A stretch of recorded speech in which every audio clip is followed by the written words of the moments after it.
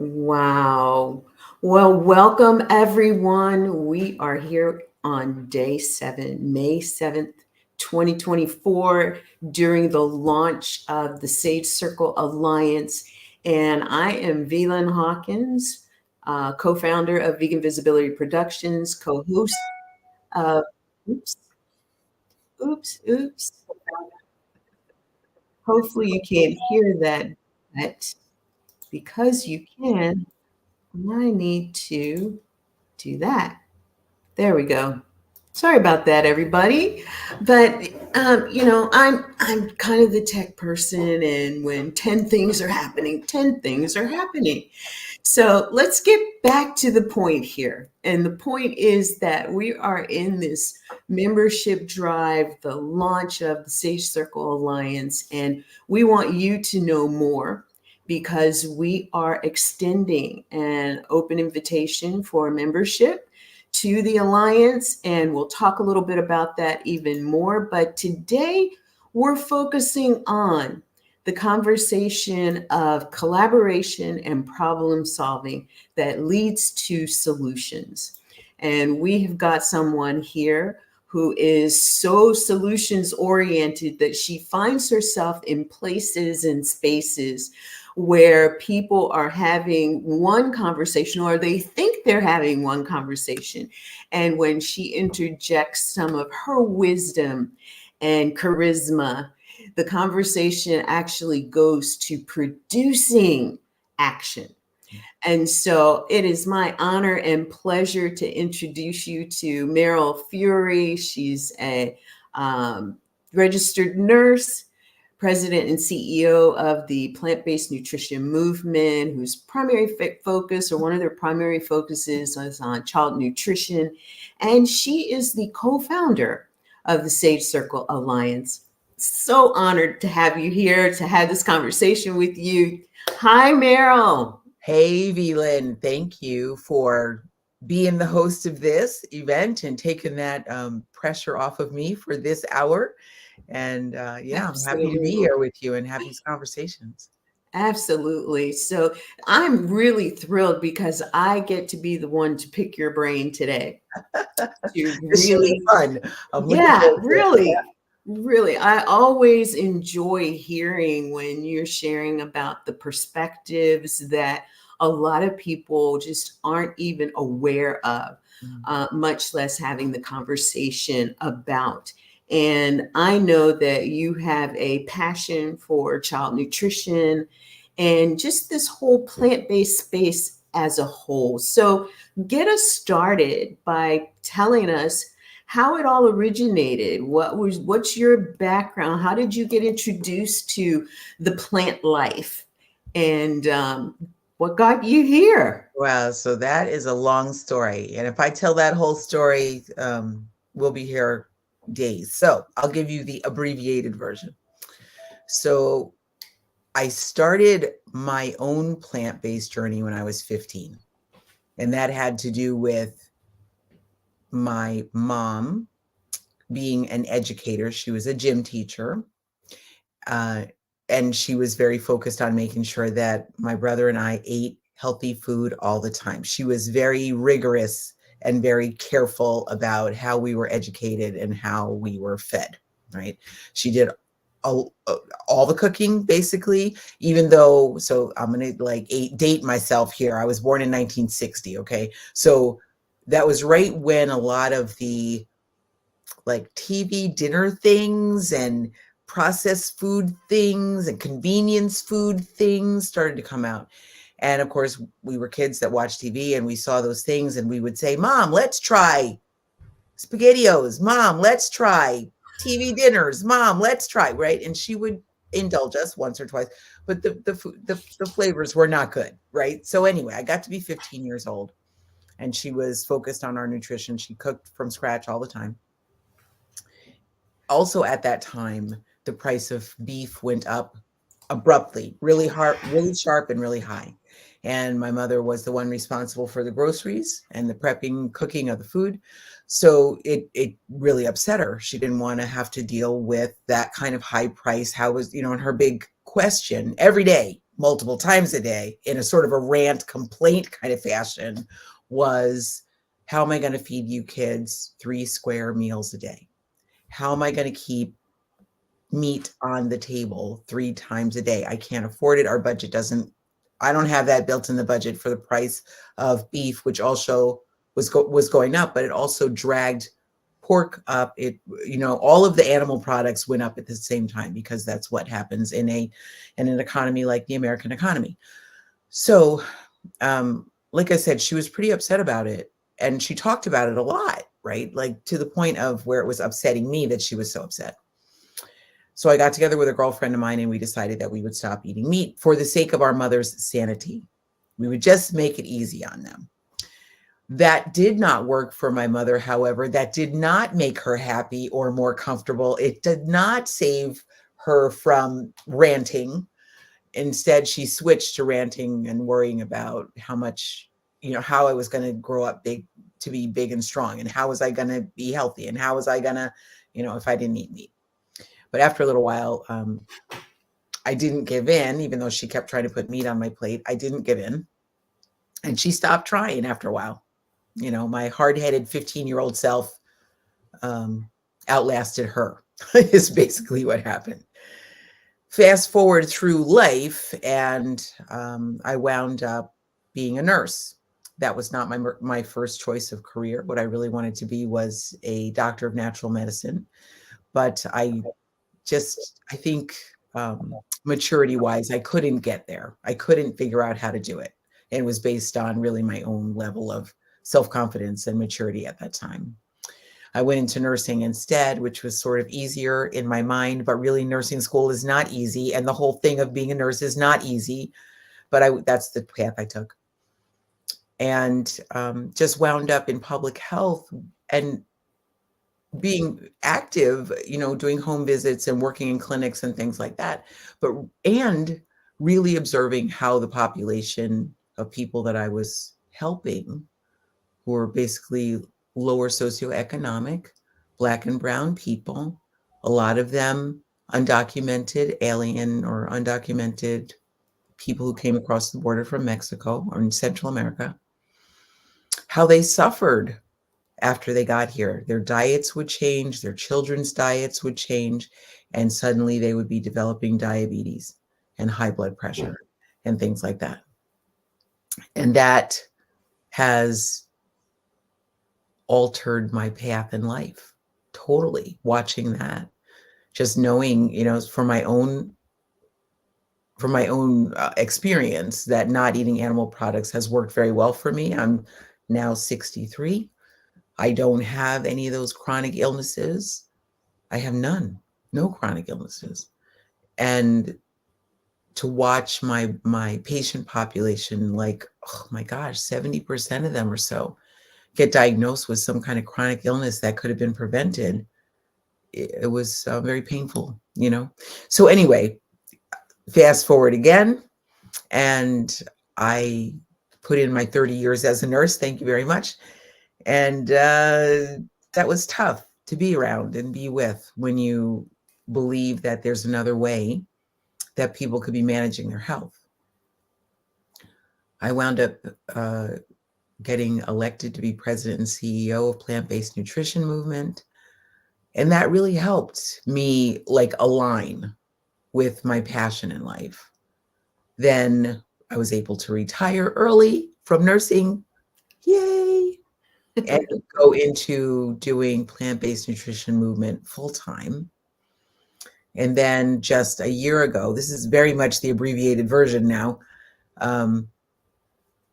Well, let me just add one more dot on the timeline. In 2021, we started working with child nutrition, and that has been an amazing journey. And then just last year, starting to work with Paul Chatlin on this particular project, the Sage Circle Alliance, so that we can sort of bring all of these influences together, and all of the other people who are working in the same arena together, and have us share resources and knowledge and support each other to make a difference for a broader section of the population, to include animals and the planet. So there's the Reader's Digest version of 30 Love plus. it. Love it. Love it. You know, and you have said a lot, which basically amplifies your passion for doing what you're doing now. And I know that the golden thread that has been woven throughout your life has really been in the context of solving problems. And to the degree that you recognize there were problems that you couldn't solve, I know that you are the connector of individuals, the creator of opportunities that basically create collaborations that work on solving some of those problems. And so give our audience an idea of some of the projects that you have initiated. I mean, if you want me to give you some ideas of what I'm thinking, you know, the sickle cell, Yeah. the of course the 6 million seeds, but things like that. Oh my goodness, VLynn, I have this kind of brain that thinks while I'm sleeping, right? And you are so accurate. It's so accurate what you're saying. I'm problem solving all the time. And thankfully, I'm married to a man who also problem solves in his sleep. So we have this ongoing, wow. Yeah, our conversations are kind of wild actually sometimes. But yeah, you know, so I'm Buddhist in my spiritual path, right? And I really believe that I'm on the planet this time to help solve problems, to make a difference. And my goal is to leave the world better than I found it. Like really, like not just say it, but actually have that be the case.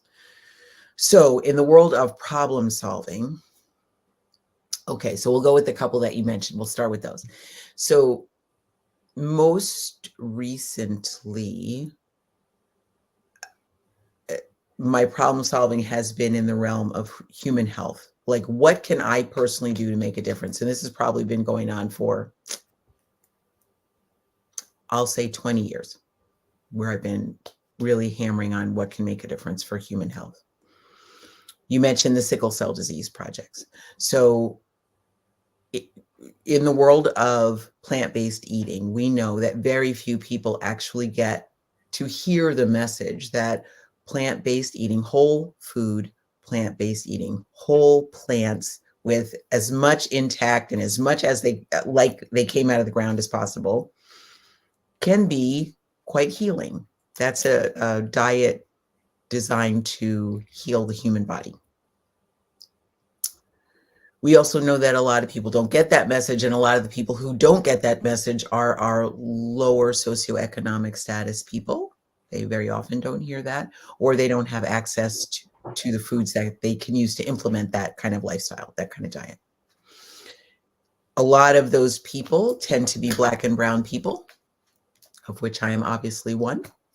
And I have a passion for that. I have a desire. Beside that, my mother had sickle cell trait. I have sickle cell trait. And I have a passion for those people, right? I want them to know that they could make a difference for themselves. At the very least, stack the deck in their own favor if they knew. I'm not saying plant-based diet can solve every problem in the world, but it generally doesn't cause problems, generally, right?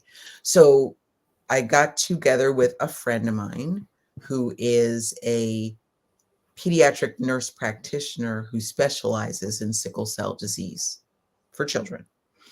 And we created a presentation and wound about plant-based eating for these children and took it to the Sickle Cell Disease Association of America conference last summer and presented there. And it kind of blew the room away. It blew the room away. All sickle cell patients usually hear is, well, okay, it's a genetic disease. Okay, you're going to have it for life. All you can do is manage the pain. We can give you blood transfusions. Oh yeah, there's stem cell transplants, but those are kind of expensive. And oh, now there's gene editing, but that's a couple $1 million for every treatment, and not everybody's eligible. and 70% of the people who have sickle cell disease are on government assistance. So, it's like it's this horrible catch-22, and there's no medications for it. So that's one project that we just want to bring the message that you can stack the deck in your favor and possibly even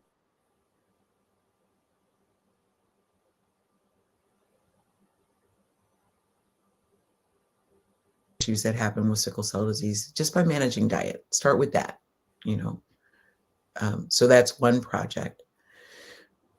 The other one you mentioned is the 6 Million Seeds Project, which takes a lot of my energy, for which I'm grateful. That is a project about childhood nutrition, and that is squarely positioned under plant-based nutrition movement. That is it's what we do most of the time, is manage education and promote child nutrition. That one it's a 3-part project. We go into schools, we go into summer camps or Boys and Girls Clubs, scouting. We just recently connected with Boy Scouts, which are now Scouting BSA is what that's called now because it's co-ed, and teach the children about whole foods. You can have a salad bar, you can eat the rainbow, you can find out why we eat, what is food, how does our eating pattern impact the planet, how does it make a difference what we eat compared to what happens in the rainforest. These are the things we talk to children about.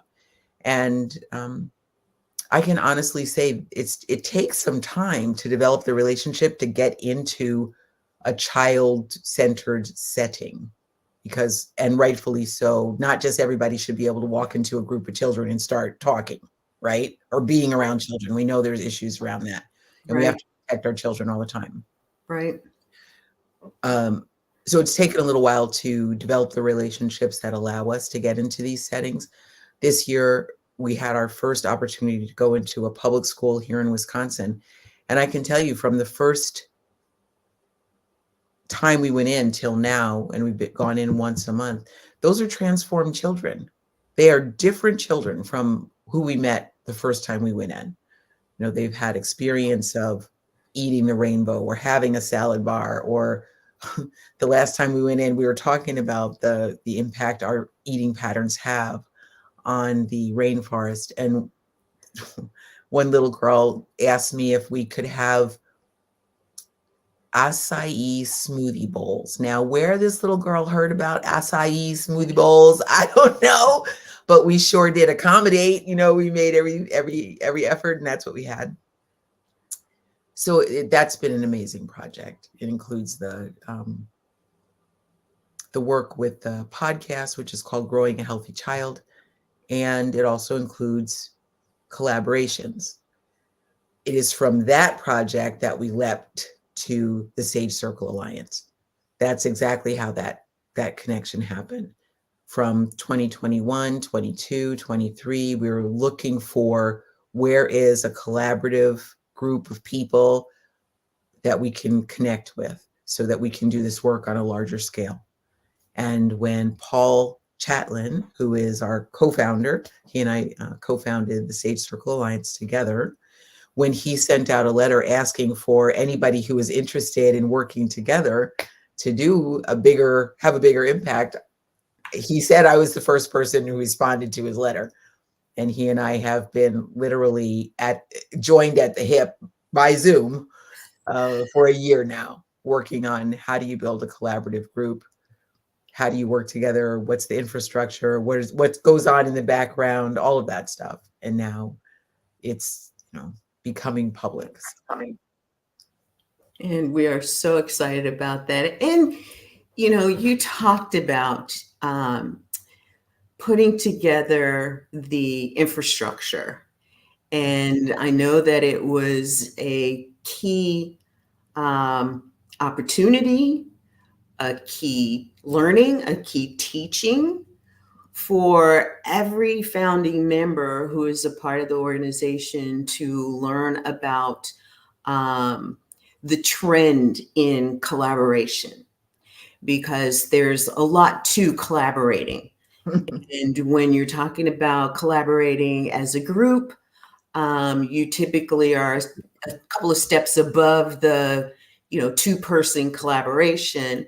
And there are some people dynamics that come into it. There are some just organizational dynamics that come into it. And so take us into the part of collaboration, because this is all about collaboration and problem solving, leading to the solutions that you talked about, making the bigger difference. So tell the audience about what the inside view of creating effective collaborations encompasses. Right. VLynn, that is a very deep subject. Okay, so just imagine two people trying to work together can be very difficult all by itself, right? Let's say, for a funny example, let's say I fell in love and got married. And here I am with this partner. I think this is the right person. And maybe 3 months, 4 months, 3 years, 4 years into the marriage, you find, oh my goodness, this is not the right person. This person has changed, and or I have changed, and or our circumstances have changed, and we're no longer compatible. That's just between two people. If you multiply that by 6 or 7 or 10 or 15, that's the kind of dynamic that can occur in a collaboration. There are, there's people involved. People are not easy to work with. That's the hardest challenge, right? People are, we all have our baggage and our own history and our own filters and our own blinders. And, so that is the challenge, really, is working with people. The beauty of it, though, is finding ways to work with those people, because everybody has something to contribute. Everybody's got something of value to offer. Everybody has their strengths. And that's what we're there to sort of, I'm going to say, mine the strengths that people have.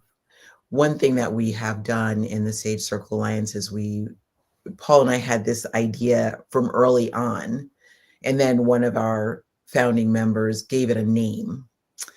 Paul and I believe that we're all equals in this. I don't know any more than anybody else. I may have my certain area of expertise, but across the board, we're all equal, right? Just because I'm the co-founder doesn't mean that I have any more power over anything than anybody else.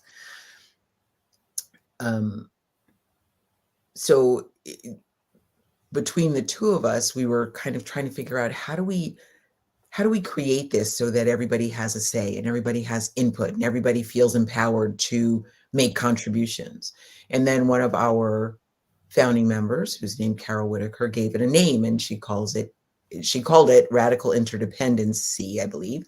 And that is actually a YouTube video that you can look up, right, on radical interdependence. It is very much applicable to how Paul and I see the organization, the governance of the organization being laid out. So that's what we go with. Everybody has a voice. Everybody's encouraged to contribute. Everybody's encouraged to make suggestions and say yeah buts and how abouts and I don't knows and I got ideas and everything else. And we run with that. That is the gold. That's what we're mining is that. So that's part of the infrastructure that we're creating. The other part is we're all of us are problem solvers, I believe, in this group. Some of us are more vocal than others, but we all want to see the world become a healthier, better, stronger, more peaceful, more unified place, right? And we all are whole food, plant-based, primarily healthy eaters.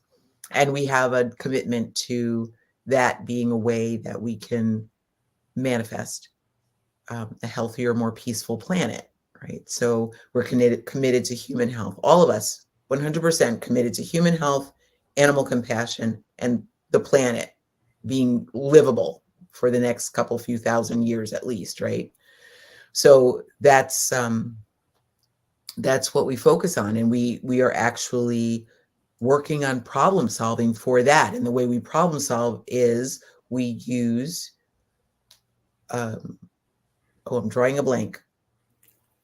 Design thinking, there it is, to come up with innovative solutions to these problems that have plagued us for a long time, generations, however long this plant-based movement has been trying to make a difference. So we use brainstorming a lot and come up with building on each other's ideas, and we're constantly working to figure out a better way to solve problems that have just been plaguing the planet for a long time. I love how you explain that. That was just beautifully done. And the example that you used of all of these brilliant people being a part of the organization now, these are truly leaders in the plant-based movement, doctors and nurses and, health practitioners, coaches and mentors, and across various disciplines. Yes. So I loved how you brought in the fact that, we all have our areas of expertise and we all have a stake in the outcome, which is this whole creating a better world, creating a healthier people, a better situation for animals that ultimately creates a better planet. Yes. And when you think about that in the context of problems, those are some huge problems to pay attention to. And it requires the number of people that have the ideas, that see from the various vantage points, their own particular contribution. Yeah. And, it's interesting too, because we're inviting people into the charter membership. We have various levels of membership that fit for everyone who is out there, from the lifestyle medicine practitioner, the board certified lifestyle medicine practitioner, to the small business owner, like Kathleen and I, who own a digital marketing firm, the web designer, the web hoster, the real estate person who is vegan and runs a real estate firm. We have been fortunate to design a framework for the members that will really do the thing that I love to talk about, which is visibility, that creates the opportunities that lead to this bigger impact. Because to create solutions for these problems can be done around a table. Implementing them, however, goes outside of that. And so, we're looking for those who have the ideas, as well as those who are ready to step into the giant circle of doers and actually create what we can to be on the other side of the solution, which is seeing it happen. Yeah. And we all know that it may not happen in our own time.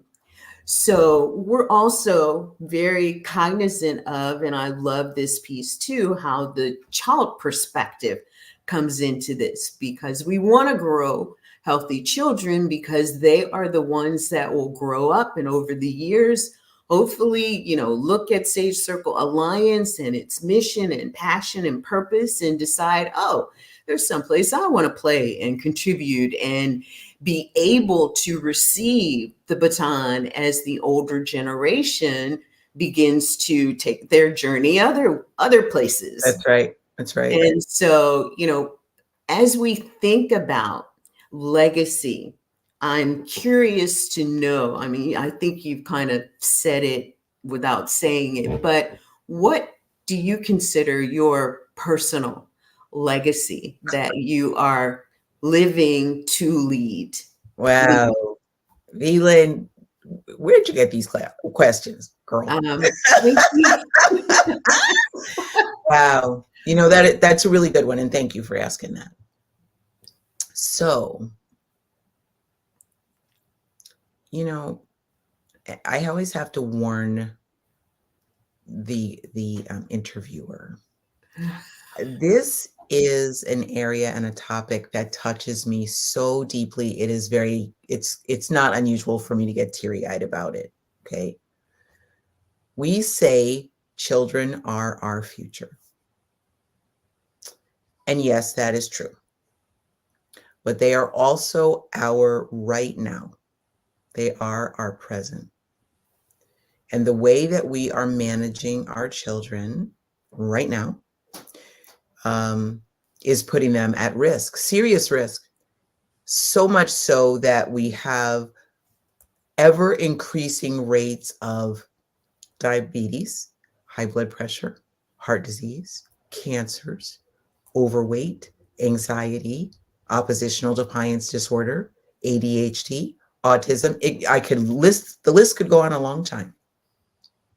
It has a lot to do with what's going on in the environment, and it has a lot to do with how we feed them. If I could leave anything when I slough off this mortal coil, as we say, right? When I leave this body behind, if there could be one thing, it would be that our children are healthier than they were. That we can document lower rates of diabetes, high blood pressure, heart disease, cancers, all of those issues. Because those issues, like I said, children are right now. They're not our future. They're our right now. And if your child or any child that you're around has any of those illnesses, they impact the present in the family right now. Those illnesses can overwhelm a family, right? And devastate the child. Leave the child totally like, I'm not good. I'm broken. There's something wrong with me. And then what happens when somebody grows up thinking that, right? Then you have an issue in your future because the child thinks there's something very wrong with them.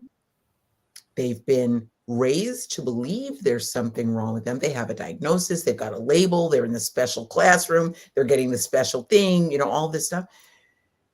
It is problematic. So, and beyond problematic, talk about existential issues. To me, this is an existential issue when you are not managing your children in a way that promotes their health and their safety and uplifts them in life. This is a problem. So, legacy, leave our children healthier than they are right now. I was at a conference a couple weeks ago for the Association of Nutrition and Dietetics here in Wisconsin. Fascinating to me. And I realize, this is something I just have to sit with a little longer, I think. But in the world of nutrition and dietetics, in health in general, certain phrases come in and out of vogue. They come in and out of use, right? We used to say overweight, obese, morbid obese, right? This was the scale of categories of weight and overweight according to BMI, right? Body mass index. And so at this conference, they are no longer using those terms. Those terms have gone out of vogue. Now what they're saying is people in larger bodies, children in larger bodies. So the way that lands for me, and like I said, I'm willing to sit with it a little while longer and have it kind of settle on me. But when we start talking in terms that dissociate the person, like the spirit of the person from their body, or the intellect of the person from their body, we're doing something very curious. That's say the least. Yeah, that's very curious. So there's a child trapped in a larger body. Does that mean that child or that person has a limited limited ability to make a difference with that? Does that mean they don't? It is just the most curious thing. I would like to hope that we are teaching our clients, our population, our children, that they have all the say about what goes on with their body, right? They have a lot to say about that. And it has everything to do with what they put in their mouths, that they have choices about that. And that this constant barrage, oh, VLynn, you got me on a soapbox now, but this constant flow, this barrage of marketing that we get, and this insidious way that companies come at children, we don't talk about that. We don't have laws to stop that. But that's what's influencing our children's choices, right? And what they go to their parents and say, I want this thing that's not really food, but I want to eat it because I saw it on TV and it looked yummy. You know? Okay, big, long answer to your question. But if we could do anything, it would be make a difference for our children. So, and I love that. So I've been like getting downloads all over the place as I've been doing these daily. And I think the first one that I was a part of, or maybe the second one, I don't remember, but I remember getting the vision of, remember how Physicians Committee for Responsible Medicine did their first annual conference, and they came up with a plan to basically run a campaign around ditch milk. And on their third anniversary, they implemented that campaign, which basically got milk taken off of television. I mean, it got legislation to get milk taken off of television commercials, and, you know, really speak the truth about milk. They allowed especially celebrities to talk about their issues behind drinking milk. And it was astonishing to see. And those of us who really didn't think about it because we didn't have the context around it, just saw milk commercials disappeared. You know, didn't really understand why. But now with this additional information, the in between was there have been decades old studies about what cow's milk does to the human body. Right. And so for me, you know, especially as a founding member of Safe Circle Alliance, I'm looking at, you know, some of the things, problems to be solved are things like a lot of our kids are still drinking milk. A lot of our adults are still drinking milk. They just have no clue about this information. We've been told for so long that it's good. And you know this just not long ago. I think it's still winding its way through the House and Senate. But there's a bill right now, whole milk for healthy kids, which is encouraging, actually making it okay, and in fact supporting having whole milk, whole fat milk in school lunches again when it was taken out, and not having to count the grams of saturated fat. It is not. I wonder. It's like extra. You don't have to worry about the fat in milk. It's, you know, the rest of it you have to worry about. I wonder who is paying for that push. Don't you wonder? Who's lobbying? You don't have to go too far. Exactly. That's exactly right. Who's putting money in the pockets of those who are saying yes to that? And who's just really, you know, I forget the name of it. I saw a movie where there was DuPont and it was off of a true story, but DuPont was dumping toxic waste in a river, one of their factories in a river in West Virginia. And there was this guy at a law firm who basically the firm represented big companies like this, but one of the farmers' friend was sister to this attorney at this company, and he took videos and documents of what was happening and gave it to the attorney and said, I just need for you to look at this and see what's going on and help. I don't care what you have to do to help. You got to help. And you know how divine intervention happens and these right people get selected for this right thing. And it's really, I have to find the name of the movie. It's really a good movie.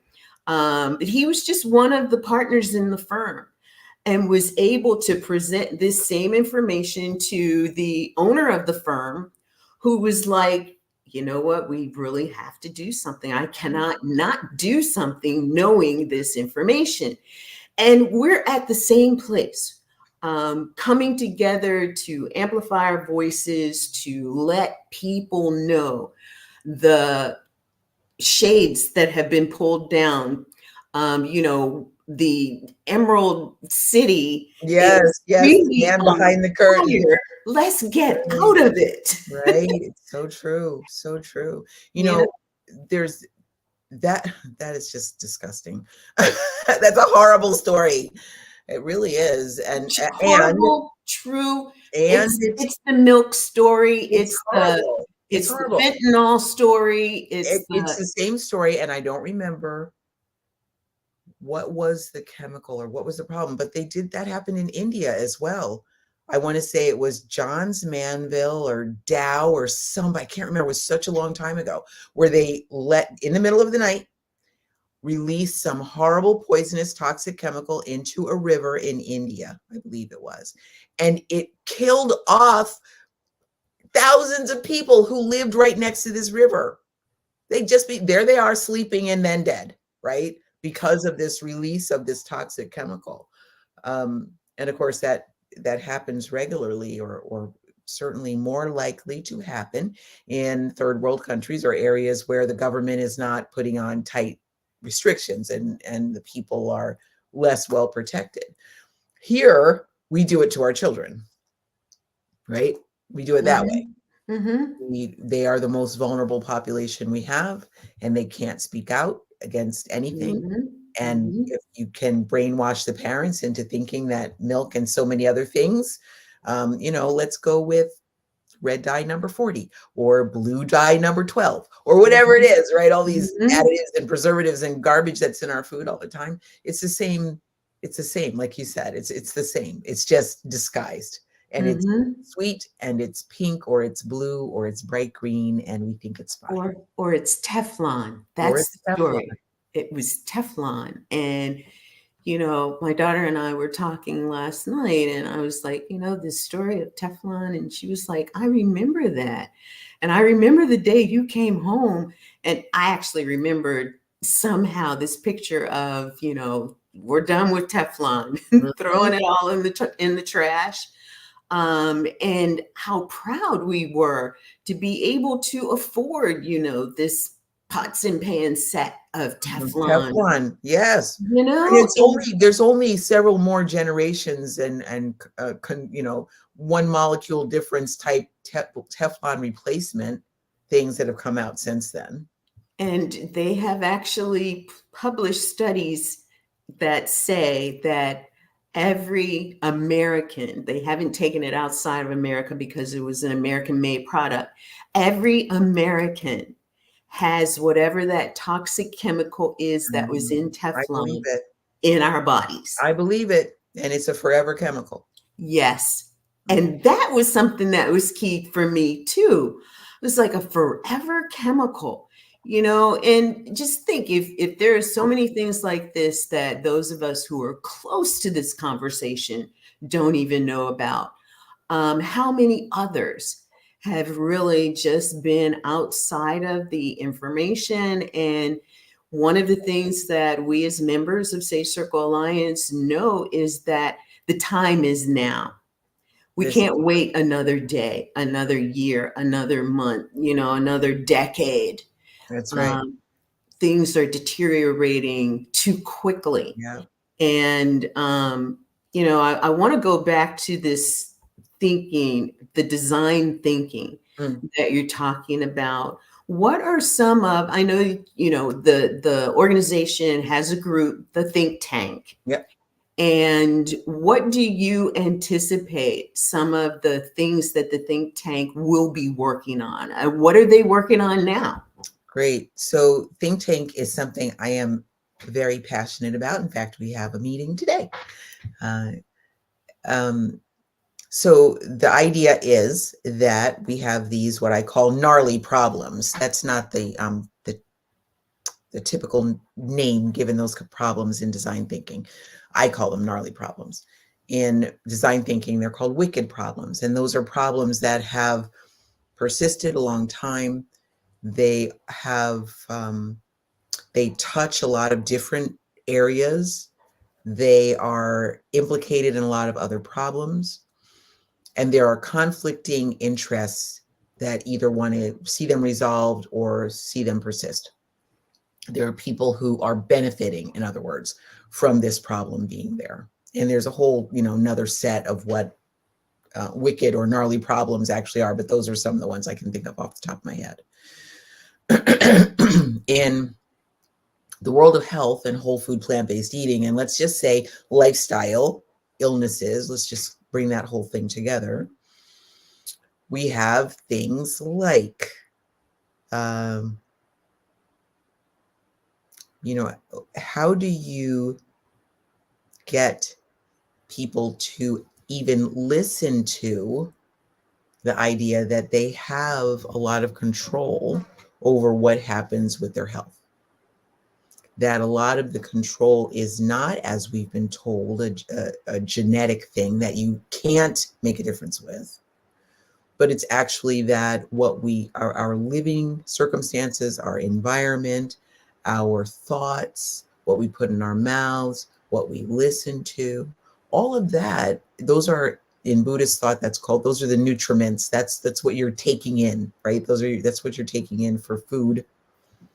That those things impact your health and can make a difference, and can actually, in the case of food for sure, and in thought for sure, can cause genes to turn on or turn off certain genes. So how do we get people to listen to that? So many people don't really want to take that kind of responsibility for what is going on with their bodies. It's just easier not to. So we're working on those kind of problems right now. Our one of our largest problems that we're working on is, I don't want to call it a problem, it's just something that's persisted, is that people who are health coaches have challenges finding clients. Now, we would think that in our society, where, I don't know, 60 or 70% of the adults over the age of 60, now this is me ballparking it, right, have some kind of a chronic disease diagnosis. They've got something. They've got obesity, high blood pressure, heart disease, diabetes. They've got something, right? And there's so many. If you have that kind of population who you would think wants a solution, and you have another population who could help provide that solution, what we're looking to do is find a way to bring them together so that those in need can meet those who have the supply, and they can help each other. That's one thing we're working on right now. Going forward, I mean, it's one of those things in the interdependent realm where we are, that anybody can bring up a gnarly problem in and say, hey, how do we make a difference with this? Here's another one. And I just got this question dropped on me the other day. So by way of background, Illinois, this school year, enacted a law that says any child, theoretically in any school that's serving lunch, can get a plant-based lunch with prior request. And that is to be covered in the school lunch program, and it shouldn't be a problem. It's now okay by law, right? They have to provide it, schools do. Well, that's a pretty big thing, because Illinois is the first state to do that. And we are working, plant-based nutrition movement is working actively to make sure that people know that that is an available thing. Well, just maybe a week or so ago, I heard from somebody in Hawaii who they're trying to do something similar, and they want to know how, and what can we do about it? And so those kind of things, the idea that it could start in Illinois, and how do you branch to other states, and how do you get more people to take it up, and how do you spread that? How do you engage other legislators who could make that happen? So those are, I mean, that's what I imagine as one of the next big pushes for the think tank, is spreading the message. That's always the question. How do you get the message out, and how do you get people to take it up? I agree. I agree. I know that one of the things that we are actively pursuing as well for the Sage Circle Alliance is sponsorship. Mm. And we all know what a little bit of money can do to back the movement of a message that can create an impact that is exponential in its positive outcomes. And so, I'm speaking to those of you who are out there who are looking for an organization to support, knowing the good work that they are doing, knowing the avenues that they are pursuing in making a difference. Consider the Sage Circle Alliance. We have ways to contribute to become a sponsor and to get rewarded for taking that position to support the organization and to support some of the things that we know are already on the table that need not only the members, the charter members that we're inviting to add 2 numbers of the founding members. We're going to be opening membership up to Sage members who are everyone else. Mm-hmm. So it's kind of like, now is the time for you as a medical professional, as a health and wellness expert, as an alternative medicine practitioner, or a passionate advocate in this plant-based living and animal welfare and environmental sustainability space. Join us. Join us in this mission, this purposeful passion, this purpose-driven opportunity to help lift everyone. Because the other thing that we know too is, like Meryl was talking about, if coaches believe that there is a problem that they're unable to get people to work with, it's one of 2 reasons. One, nobody knows they're out there, so they need more visibility. Or 2, the people that need to know them don't know that they're there, so they need things opened up for them. They need doors opened for them to be able to find them, and then the 2 will meet, right? Right. And so it takes the momentum in growth that we're anticipating within the organization that will bring us to the point of those things happening, because what we have is 2 types of memberships. We've got the membership that are members of the hub, right? These are the professionals that I'm talking about, the health and wellness experts, the influencers, the alternative medicine and holistic practitioners, whether you're a chiropractor or an acupuncturist, or the person that uses vegan products for skincare and body care. You are someone who is potentially part of this core group of hub members. And then we are looking at, and I don't want to forget those who are total animal advocates and environmental advocates, because it all is part of the same circle of impact. And then on the other side these are the people who need us, who need the expertise to help them to, quell obesity and, stop the flow of some of the pills and other things, the invasive alternatives that are out there that people are migrating to because they don't know what else is available to them. And so that type of membership will be open soon for the consumer members to find who's in our hub who can potentially help you. But in the meantime, if you know someone who is in this space, who the Sage Circle Alliance might be a good fit for, please share our information. And we're looking for, just like VLynn said, entrepreneurs who are dedicated to truly, it's a whole food, plant-based, plant-powered. That's where we are. That's where we see the, can I say the biggest bang for the healthcare buck is if you can start that type of an eating pattern. It just fuels everything else, and it is certainly aligned with lifestyle medicine, the pillars of lifestyle medicine. So we're looking for entrepreneurs in that space, as well as thought leaders and change makers. That's what this is for. I wanted to bring up one thing, and I know we are just about at the end of our hour here already, but there's something else that happens in the Alliance. We are here to support each other and to make sure that these entrepreneurs and thought leaders and change makers stay viable. We see, it's hard enough to start a business. It's hard enough to keep a business afloat. And they say that most businesses like basically close within 5 years or so. Mhm. That is not the goal for this sector of the population or the business sector, this section of the business sector. We would like to support our entrepreneurs and our thought leaders and our change makers so that they stay viable for well past 5 years. One of the things that I have seen lately, along with that, is being in a community, you can support each other for sure. You can give benefit of your expertise. You can exchange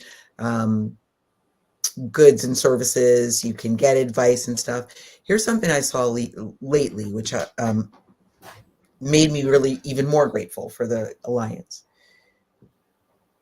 There are people who don't have our best interests at heart and who are a little bit like, I'm going to say con men, con women. They are in all sectors of business. They're everywhere. You cannot avoid them. We all know this. But they're also in the whole food, plant-based realm. There are people who are not trustworthy. There are people who are preying on others, right? And they don't come up with a shirt that says, "Hey, I'm not reliable. Hey, I'm dangerous," right? They present like they really mean all the best for you in the world. And I actually had a friend of mine get caught up with a person who did her a fair amount of harm. And in this alliance, if this person had been in the alliance and had said, "Hey, I'm connected with person XYZ," I'm keeping this intentionally vague, no details. I don't want to break any confidences.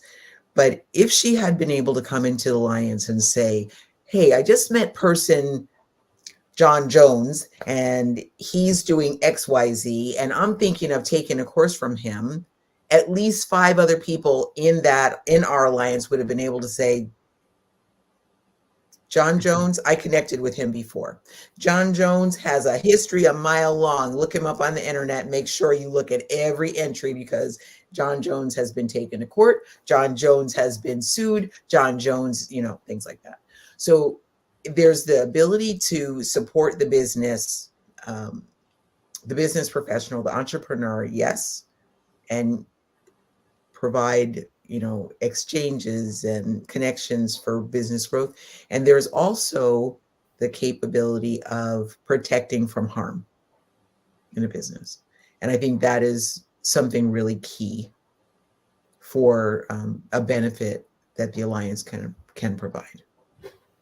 I agree. And then, to the same extent, the resources that are available. We would love to have a plant-based attorney and a plant-based CPA and a plant-based bookkeeper and a plant-based, whatever your business acumen is. If you're plant-based, whole food, plant-based, vegan, then you are a part of what we're doing. And the next move would be to join us in membership so that we can show the world that we are an organization that is doing things and making moves. And there's some real solid benefits to membership. One being that you get into our membership directory, that you get showcased in front of other members, that you get a badge saying that you're a part of the membership to put on your website, that we are looking at someday being valuable as or more valuable than having a vegan business badge. Oh, yeah. Because, having a vegan business badge is I just fit into this box. For us, it means I am part of an organization that is doing some major things. And that holds value, that holds clout. And that's what we want and provide to, partially support our members. But we feel as though when we're doing this, we give you an opportunity to grow as we're growing. There's a podcast page that if you're a podcast host, you can list your podcast there. You can put upcoming events. You can put on the upcoming events calendar. There's a book page. If you're an author, you can list your books and have directly linked to the buy. There's so many opportunities in membership, and then this membership being able to be seen by the consumers who are in need of these people and in need of this information. This is where we will make the biggest impact, because we all know that, just like you're telling somebody about the movie that you just saw and you want them to watch it too, that is how the information about who the Safe Circle Alliance is and what they do will be spread. Totally word of mouth. Yeah. And we're doing all of the other things too. And we're doing it from the standpoint of being self-funded, right? We're doing press releases and, during the membership drive, we're doing these daily lives. We're taking the time out of our businesses to bring this information to you, because that's how passionate we are. And that's how important we feel that this organization getting the momentum that we see it can get, and the members who have already committed really having an opportunity to showcase them is something that's extremely important to us. And we'll be doing these things in the future. If you're a member, charter member, founding member, you get the first crack at being some of those who are showcased and recognized for seeing the initial value and being a part of what we're doing and advocating for more people to join us. So, Meryl, with that having been said, I love all the great information that you brought in today. Thank you so much. Again, it is such an awesome honor to be in this space with you to do this. And what are your closing thoughts? What do you want to leave with the audience about to close things up today? Wow, just that I am so honored and so grateful to be able to do this work with amazing people like VLynn Hawkins and Kathleen Gage and Paul Chatlin. And there are just so many, Nikki Davis and Dr. Joel Furman and, and just everybody. Those are, I'm name dropping the ones that you might recognize, right? And there are so many. There are about, 30 plus of us now who are working together just to change the world, literally. We are here to make a difference for health, for compassion, and for planet. And if you are somebody who finds yourself, if that, plunks any of your heartstrings, if that resonates with you, by all means, please go to our website. VLynn, can you put the banner across? Yeah. Go there. There's, all of our information is there. You can join on the website. You can, I believe, donate on the website. If you don't see the option to donate, please let us know. And come back tomorrow. It will be there. Right. We'll happily make sure that that's still there. I'm just so honored to be able to do this work. So thank you to our viewers and our listeners and our members, our collaborators. Thank you for making this all possible. And more to come, bigger and better as we go forward. One thing I can say is we're a courageous group. We're ready to do it. We're not here to play, We're here to play, but we're not playing around. There you go. There you go. I like that. That's right. We're here to make a difference. I love it. I love it. So definitely find us at sagecirclealliance.org. That's sagecirclealliance.org.